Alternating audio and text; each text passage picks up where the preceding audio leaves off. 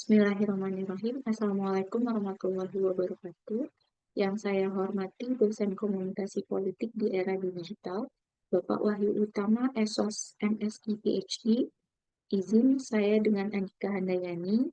Terima kasih atas kesempatan yang diberikan untuk dapat memaparkan mengenai studi kasus gerakan kabur aja dulu dalam rangka memenuhi tugas UTS semester ganjil 2025. Slide berikutnya. Gerakan kabur aja dulu ini beredar masif di Indonesia sejak awal tahun 2025, terutama di platform media sosial seperti X, TikTok, hingga Instagram. Tren ini muncul di era perkembangan digital dengan cepat menarik perhatian banyak orang dan memancing berbagai diskusi di dunia maya. Mereka memanfaatkan media sosial untuk membangun kesadaran masyarakat dalam bentuk ajakan-ajakan di ruang publik.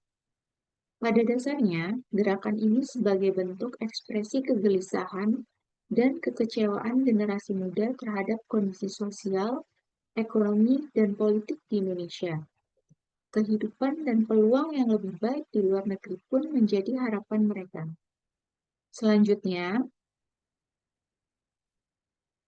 menurut perspektif saya, gerakan kabur aja dulu menarik untuk dianalisis menggunakan teori Uses and Gratification 2.0 dalam memahami motivasi dan kebutuhan pengguna media sosial yang terlibat dalam gerakan ini. Teori Uses and Gratification menjelaskan bahwa individu menggunakan media secara aktif untuk memenuhi kebutuhan psikologisnya serta sosialnya dengan berinteraksi dan mencari gratifikasi atau kepuasan yang muncul dari affordances teknologi itu sendiri. Melalui affordances teknologi, dalam konteks gerakan kabur aja dulu, kombinasi visual, teks, dan video lucu menimbulkan efek lebih nyata dan menarik. Dengan tipologi MAIN atau Modality, Agency, Interactivity, dan Navigation membantu menjelaskan mengapa gerakan kabur aja dulu berkembang begitu cepat.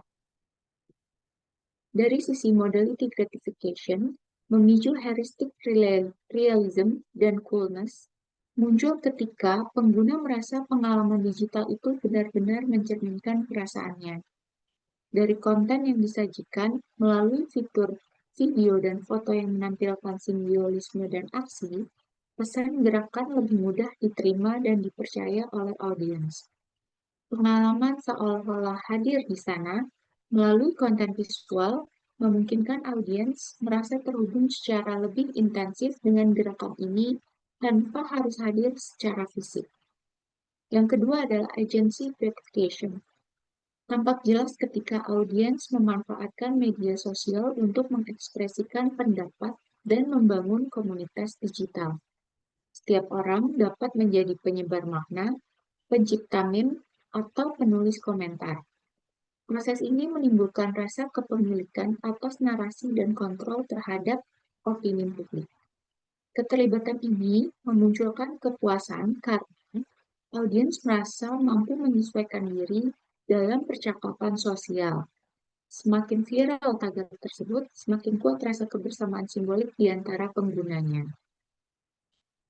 Kemudian dari aspek interactivity gratification.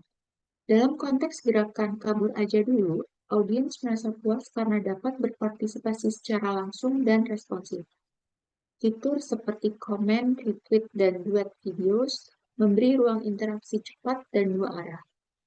Menurut Sundar, kepuasan responsiveness dan kontrol muncul ketika tindakan audiens memberikan dampak.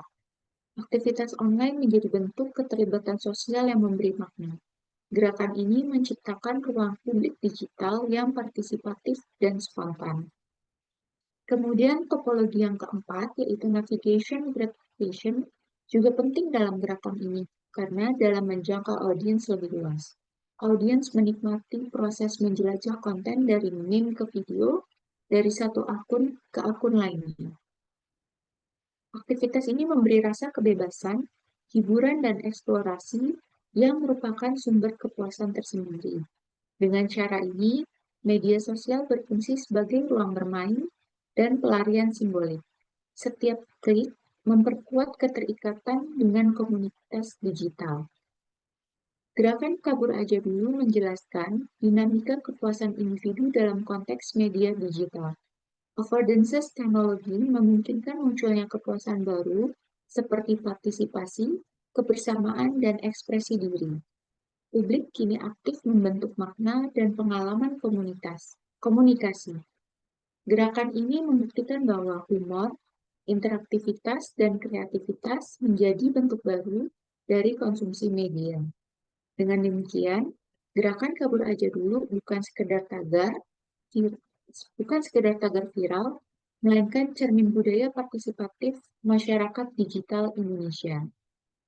Selanjutnya, fenomena ini juga berkaitan erat dengan teori selective exposure, yang menjelaskan bahwa individu secara sadar memilih informasi yang sesuai dengan sikap dan nilai keyakinan atau perasaan mereka agar dapat mengurangi ketegangan kognitif. Fenomena ini terlihat jelas di media sosial, bahwa konten terkait migrasi dan peluang di luar negeri lebih banyak dikonsumsi oleh individu yang telah memiliki kecenderungan untuk meninggalkan tanah air. Paparan selektif ini memperkuat sikap dan perilaku migrasi di antara generasi muda, sehingga mereka semakin menjauh dari informasi yang mendukung untuk bertahan di dalam negeri. Selain itu, mekanisme self-reinforcement yang kuat di lingkungan digital juga terlihat jelas pada konteks selective exposure ini. Media sosial menjadi ruang saling berinteraksi bagi kelompok dengan pandangan yang sama untuk berbagi informasi yang memperkuat sikap untuk pindah ke luar negeri. Pola ini juga diperkuat dengan algoritma media sosial yang relevan dengan minat individu, sehingga menciptakan echo chamber. Kondisi ini membuat pengguna sulit menemukan sudut pandang yang berbeda dalam mempertimbangkan solusi untuk tetap bertahan di dalam negeri atau berpandangan optimis kepada Indonesia.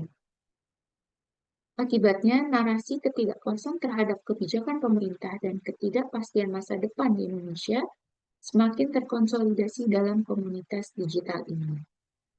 Penyajian berita yang mengangkat isu ketimpangan sosial, ekonomi, dan politik berperan dalam membentuk fragmentasi opini publik.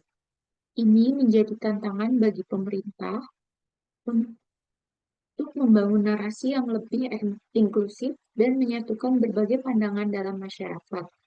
Dengan pendekatan yang tepat, exposure informasi yang lebih seimbang, dan kebijakan yang responsif dapat dikembangkan guna memulihkan kepercayaan dan keterhubungan generasi muda dengan tanah air. Dengan demikian, gerakan kabur aja dulu adalah contoh fenomena selective exposure yang kompleks dan multidimensi, di mana individu dan kelompok memilih secara sadar paparan informasi yang sesuai dengan aspirasi dan kekecewaan mereka terhadap kondisi dalam negeri.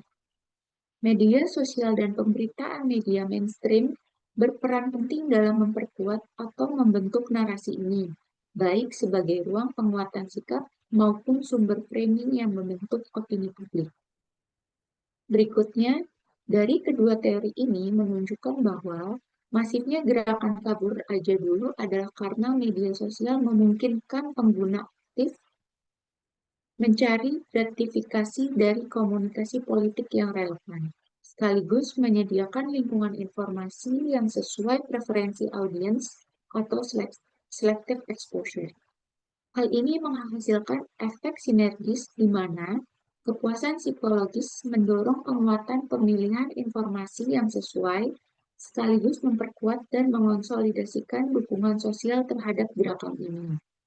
Media sosial berfungsi sebagai arena komunikasi yang memenuhi kebutuhan individu sekaligus memperkuat filter informasi yang mengarah pada solidaritas kelompok yang lebih erat. Sebagai kesimpulan, teori usage and gratification dan selective exposure menjelaskan bahwa gerakan kabur aja dulu adalah fenomena komunikasi aktif sekaligus defensif. Publik mencari kepuasan emosional dan sosial sambil menyaring informasi agar tetap merasa aman. Teknologi memperkuat siklus ini melalui algoritma yang menyesuaikan preferensi pengguna. Gerakan ini menjadi cermin dari masyarakat digital yang kreatif namun selektif. Demikian pemaparan dari saya. Mohon bimbingannya Pak Wahyu. Terima kasih. Assalamualaikum warahmatullahi wabarakatuh.